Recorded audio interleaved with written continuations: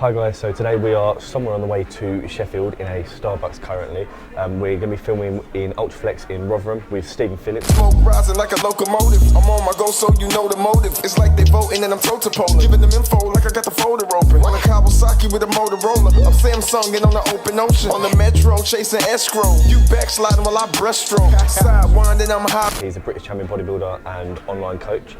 He's going to be running us through an arm session today, and we're going to be picking his brains on all of his background. We're currently sitting about 2 to 3 weeks out from my cutting phase, my prep, so really excited to start getting into that and showing you a little bit about what's underneath all the fat at the moment. So food's been a massive part of this prep. Diet's always something which I've struggled with a lot because I've got a massive sweet tooth, but feeling a lot stronger going into the cutting phase this year. With a lot more of a rigid diet, a rigid plan. Tom Powell is doing all of my coaching now, and so far the plan's been working amazingly in terms of the results. All my measurements are up. I'm down nearly a stone as well from when we last shot. So really excited, and let's get back on the road.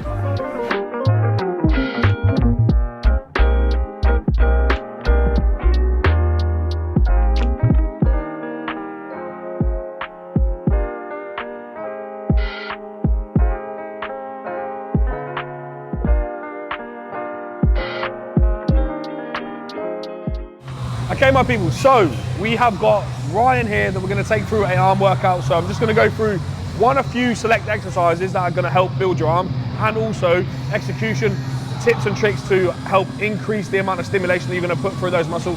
So first of all, first exercise we're going to do is focus on our triceps here, tricep extension. Massively over butchered exercise, but what I want you to do is, obviously I'll show you first how to do it. So you're going to come up, and a lot of people, what they try and do is they try and bring their shoulders forward, right? So you just want to make sure you're moving the elbow. It's a simple down and up job like this. 1, 2, 3, pause, down. 1, 2, 3, pause, down, yeah? Got that? Yeah. And you want to come all the way out with this and almost twist it out like that. Really get that full squeeze on the tricep head, yeah? Yeah. So 1, 2, 3, down, squeeze it out, okay? Give it a go. So what we're looking for here is we're looking for any shoulder movement. So we just want to make sure we pin those shoulders back, yeah?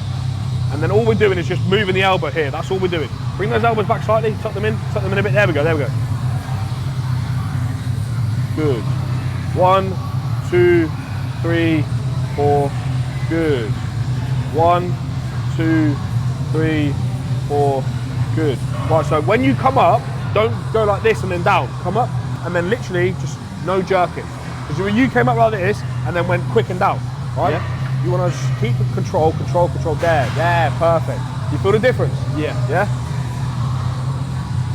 Keep the time under tension. Good. Nice. 2. Again, just try and get rid of that momentum in that movement there. Just, there we go, good. That's it. Good. How's that feel? Yeah. Go heavier? Yeah. Yeah.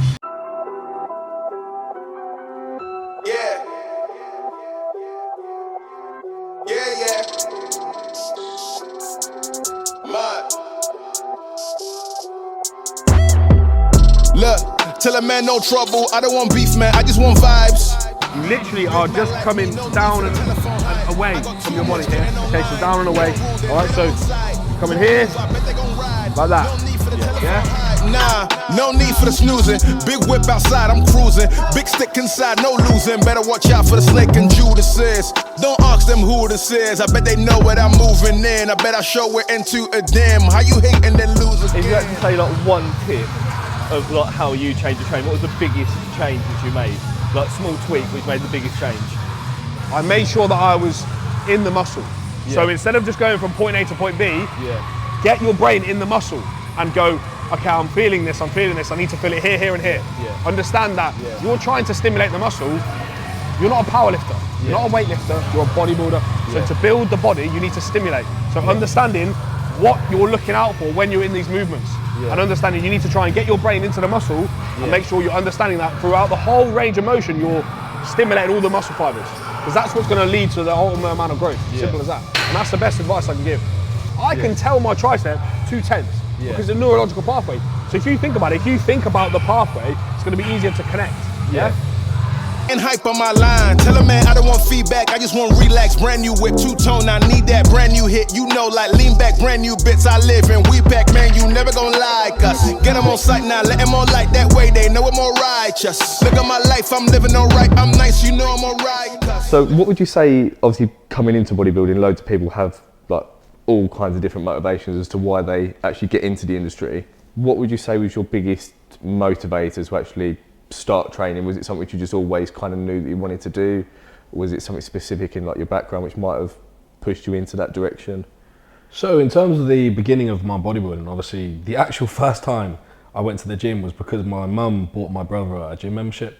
Okay. And I was like, Mum, can I have a gym membership as well? You know how you get there with the kids. So I was like, yeah, let me get a gym membership because my brother's got one. And then from there, I kind of like, that was when I first went to gym. I didn't really enjoy it first of all, but I then went away, did a bit of boxing, some tennis, and like focused on individual sports. And then obviously from my sort of childhood in terms of secondary school, what pushed me towards like bodybuilding a bit more was channeling my aggression through something, through the abuse and obviously everything I got from school in terms of being German. Obviously we were like 1,400 kids in the school, and me and my brother were the 2 German kids. And obviously my mum was the crazy German lady, right? Swear down. And obviously I got picked on a lot and got expelled from one school. Got isolated a lot in secondary school in terms of like sitting outside the headmaster's office, and it was just a bit shit. So I was like, well, I'm not getting any time to put my energy through anything because school was shit. I wasn't really doing much at school that I could have been doing. Didn't really socialise, didn't really have an outlet, right, so to speak. So bodybuilding was an outlet for me. Now I just used it as a way to kind of get my energy out, and pretty similar to how I attacked boxing. Like I did boxing from like the age of 13 to 15, and I really enjoyed it. But once I found bodybuilding, it just clicked for me, and I was like, I actually really like the feeling of what it does, you know, and like training, feeling the burn, the pump. And then back then it was more so just training. I didn't really focus on my nutrition. I kind of got quite fat. I was very naturally a very fat guy, a very fat kid. So for me, it was just a case of going in, training, not really focusing on all the other stuff, but that's kind of what got me into it. And then from there, it's led me to 10 years later, obviously being in the position where now it's just a case of striving for better. You know, I don't necessarily want to compete with anyone. I want to just consistently be a better version of myself than I was yesterday. And we can always improve. There's always things that we can improve upon. And that's ultimately why I'm in the position I'm in, because it's that consistent strive for progression. You know, it doesn't leave you, you know, and that's something I've found, and that's something that I really enjoy, is that I always think that I can do more. And I think that's probably why I'm in the position I am in regards to bodybuilding now, because what did start as an outlet for aggression, an outlet to channel my anger into, has obviously now turned into something very, very productive. And obviously, yeah, luckily I've made a career out of it.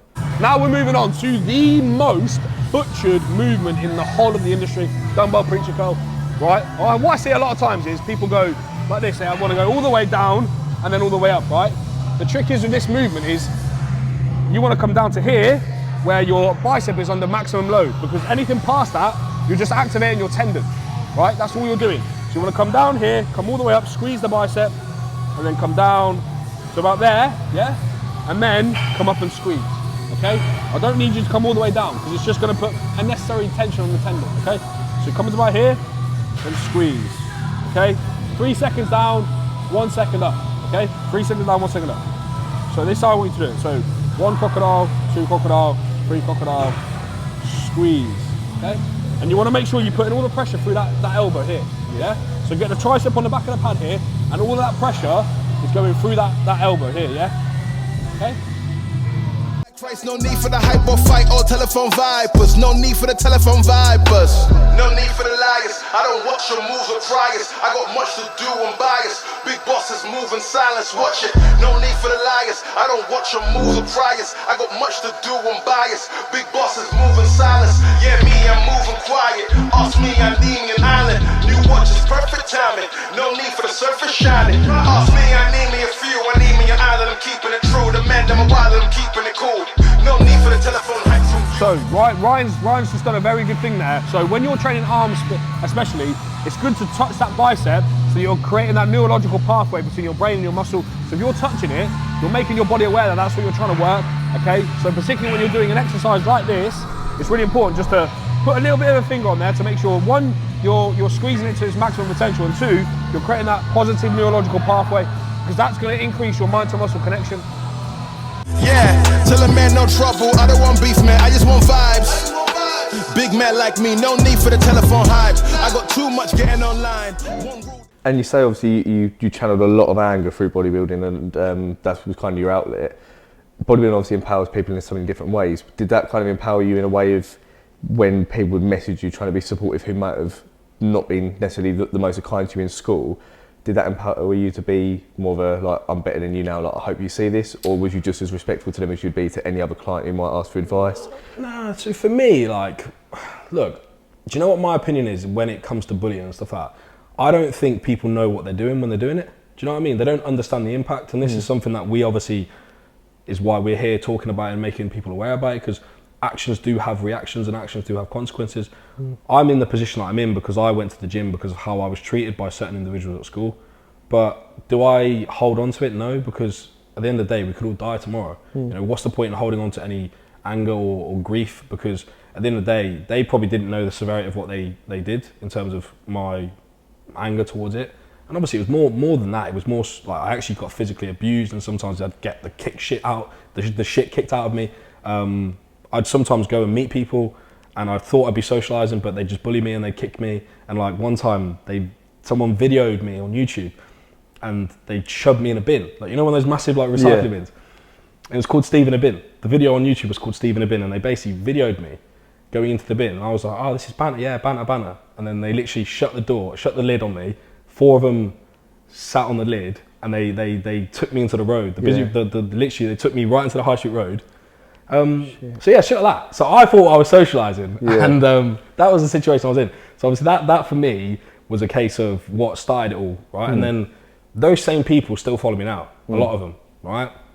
But if I was to ever go and say to them, oh, do you remember what you did? They wouldn't know. So that's why I don't care, you know? What's done is done. Yeah. You know, I'm just grateful that I've managed to use that in a very positive manner, you know? So, yeah. So, touching upon that then, do you feel like it's important for people to have some form of motivation or baggage in their past to be able to be successful? Because if you look at massively successful names in any industry, a lot of them have like an underlying reason as to why they wanted to take whatever they've done to the extreme. They had some kind of trauma in their past. Do you think that's important to be massively successful, to have some kind of chip on your shoulder?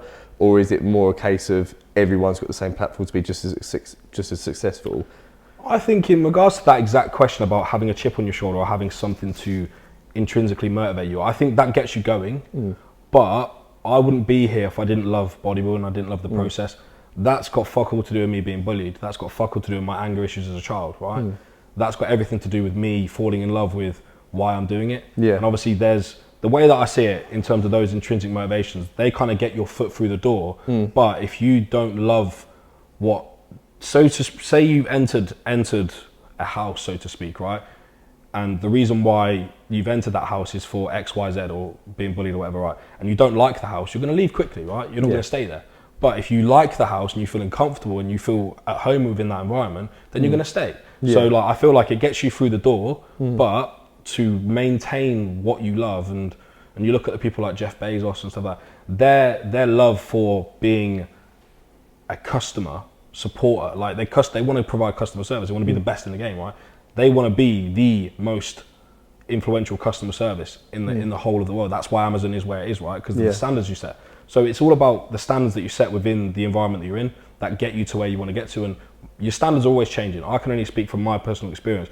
My standards as a bodybuilder, my standards as a coach, my standards as a person, as a boyfriend, as a friend, as a son, have all changed year on year on year. You know, and that's the reason why I find myself in a position now, because I don't act the way I did last year. I don't act the way I did 5 years ago. You know, so that's why I think it gets you through the door, but ultimately, if you're not willing to adapt and consistently improve, then I think that's what stunts the growth ultimately. If you had to give like one piece of advice to yourself, say 10 years ago when you first started out in bodybuilding, what would be the advice which you'd give to yourself? In terms of bodybuilding? Yeah. One, that's a good question.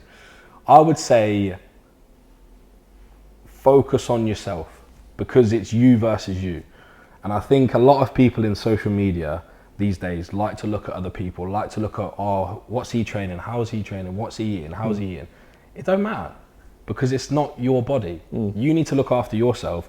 It's called bodybuilding, and whose body are you building? Your own, right? So that's where you need to focus on. You need to focus on your path, your journey, and focus on developing routines and developing habits that are going to benefit your process, not anyone else's.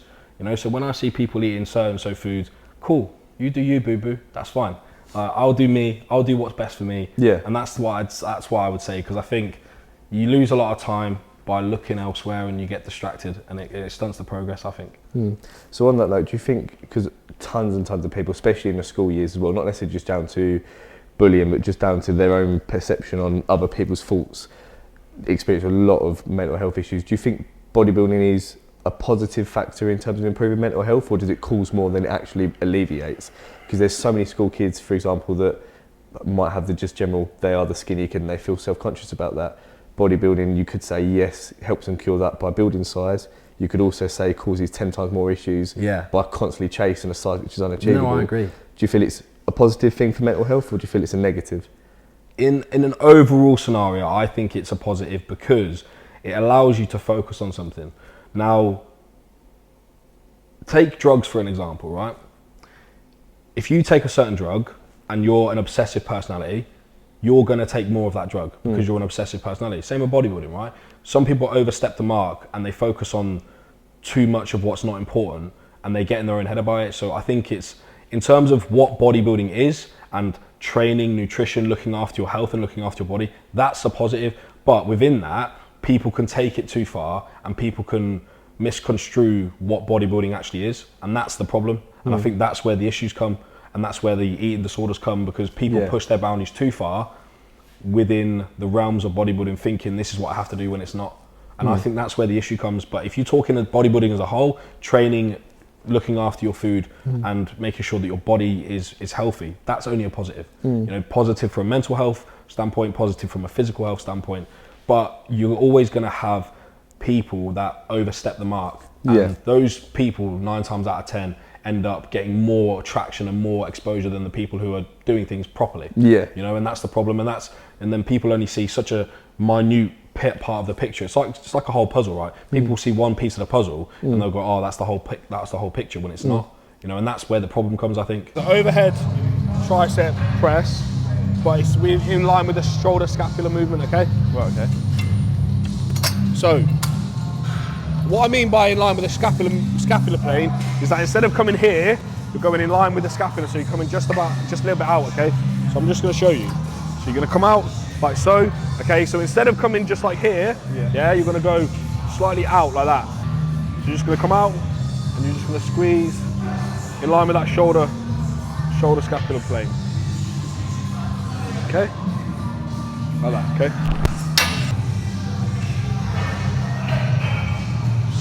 Squeeze, lovely. Feel that? There we go, press on that. There we go, that's it. That's the one. Look, tell a man no trouble, I don't want beef, man, I just want vibes. Big man like me, no need for the telephone hype. I got too much getting online. One rule, then dead I'm on site. Wrong move, I bet they gon' ride. No need for the telephone hype, nah. So less is more when it comes to biceps. So obviously, biceps and triceps are high fatigue threshold muscles, but unlike your calves, you don't use them very often. So like imagine if you were to carry some shopping bags, your arms get really heavy really quickly, right? But you're always on your calves, you're always walking. So that's the difference between the calves and the size of the muscle between the biceps and the calves. Relatively similar in size, but you use your calves far more than you use your biceps. So you want to make sure that you're just stimulating enough to get that growth, because it's a small muscle group. You don't have to do much. You don't really have to be doing 10 sets of biceps or 10 sets of triceps, because it's too small. The fatigue is going to get too high and it's going to cramp, you know? So we need to make sure less is more. Work smarter, not harder with the biceps and the triceps, so just keep it simple. So how important would you say having like a dedicated arm day is? Because a lot of people don't believe in training arms. They say like throw them in at the end of a session. Would you say, like, because I've heard some people say if you want big arms, you need to fucking train arms. Well, the reason why I've got big arms is because I trained them 3 times a week when I was fucking young. So I used to train the CTR. You know CT Fletcher? Yeah, so he had a video called Armed Warfare. I used to do that 3 times a week. every week for about 6 months when I was like 16 years old, and that's why I've got big arms, right? But I wouldn't train like that now, right? But the reason why I have got big arms because I was consistently, with biceps and triceps, you can load them very frequently because they're, like I said, they're high fatigue threshold muscles, right? So you can go little and often, yeah? So little by little, 3 times a week you can train them, and you can still get enough recovery in them for them to grow. So that's why I would say the best protocol to train arms is if you're doing push-pull legs or upper lower, make sure you're training your biceps and triceps in every second session because they have the capability to repair because they can, you know? They're not like your chest, they're not like your back, so yeah, that's why I would say little and often. Little and often, yeah.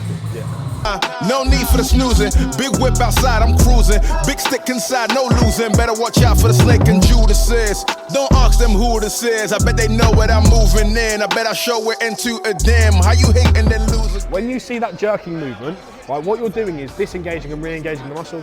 Why would you want to do that? That's like going 60 miles an hour down the motorway, turning your engine off and then on again. It's the exact same situation. You wouldn't do it in a car, so don't do it with your muscle, right? So when you're in the middle, when you're under 100% maximum contraction, don't jerk it because you're going to engage and you're going to disengage and re-engage, and that's going to lead to injury, right? So don't do that. Because if you did that with your car, the fucking engine would eventually blow up. So the same process with your muscle. Your muscle's eventually just going to go. Poof. I got much to do, I'm biased. Big bosses move in silence, watch it. No need for the liars. I don't watch your moves or priors. I got much to do, I'm biased. Big bosses move in silence. Yeah, me, I'm moving quiet. Ask me, I'm leaving an island. New watch is perfect timing. No need for the surface shining. Obviously, steroids are a very real thing in the industry, and they're what allows people to push their bodies to such an unbelievable limit. Do you feel that they're a positive in terms of they help the industry progress, or a negative in terms of there's so many people out there which look at even people like Sky Aesthetic and loads of amazing figures which might not necessarily be attainable in the short time frame that they want them in? Steroids is a tricky one, man, because at the end of the day, you shouldn't take them unless your goal is to compete.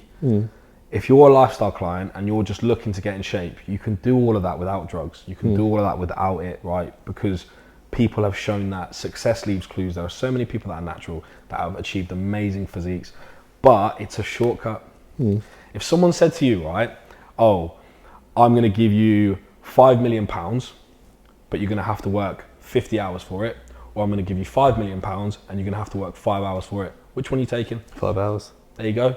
And steroids is that exact analogy. Steroids will allow you to get to your end destination a lot quicker because of the hormones, because of the anabolism, because of the effect that it has on the human body, because it essentially accelerates what we already have inside us, right? So that is the issue, and people think that they need to have that shortcut either through laziness, either through greed of progress, either through lack of knowledge.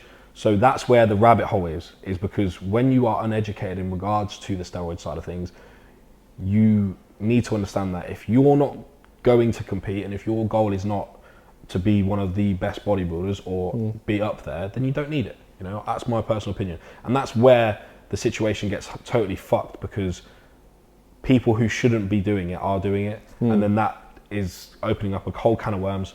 And then people go, well, he's doing it. He looks like that, so I should be doing it.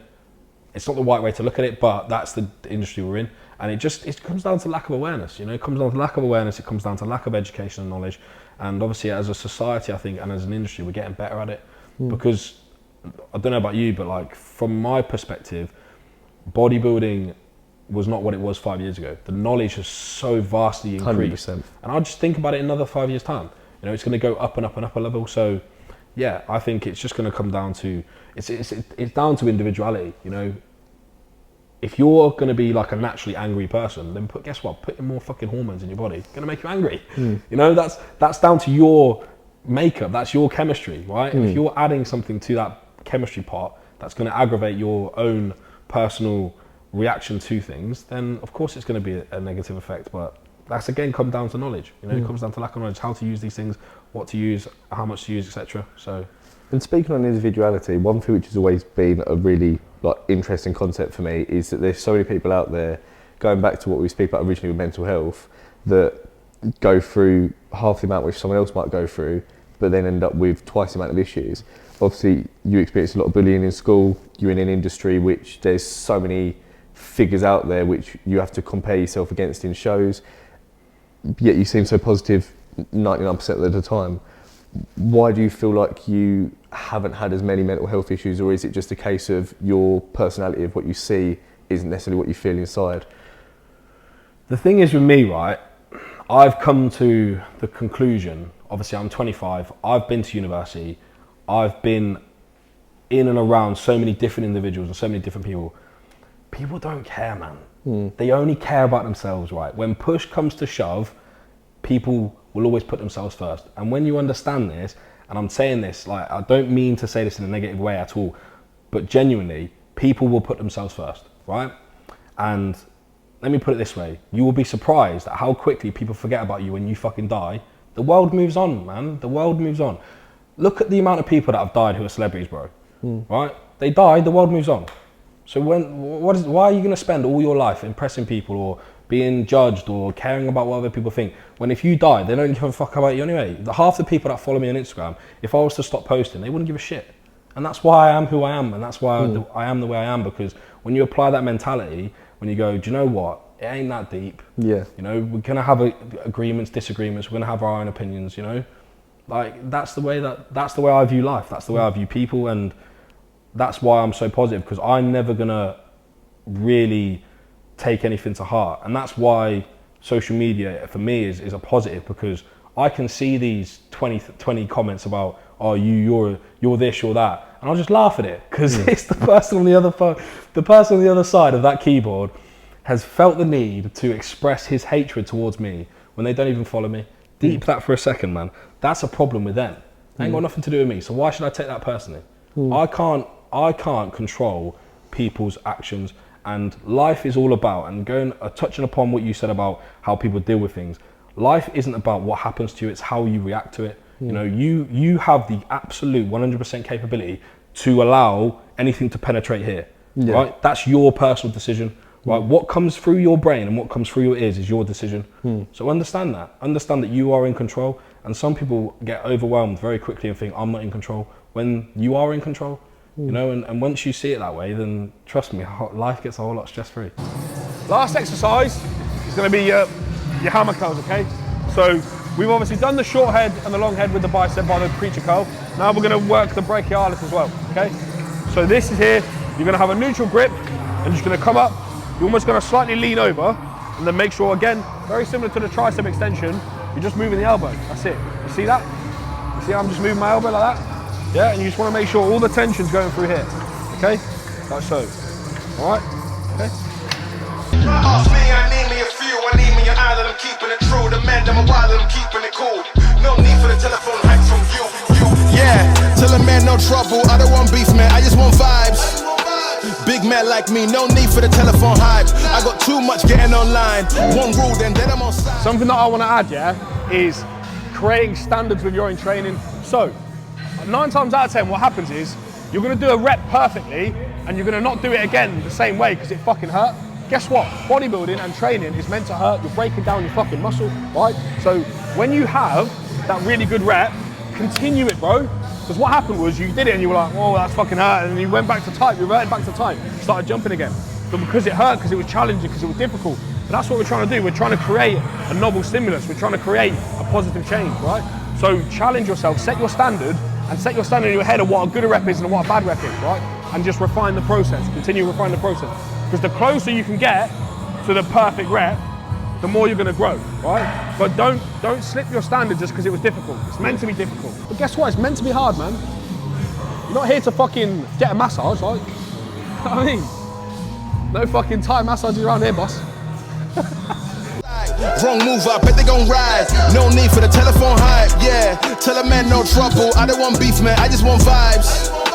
Big man like me, no need for the telephone hype. I got too much getting online. One rule, then I'm on side.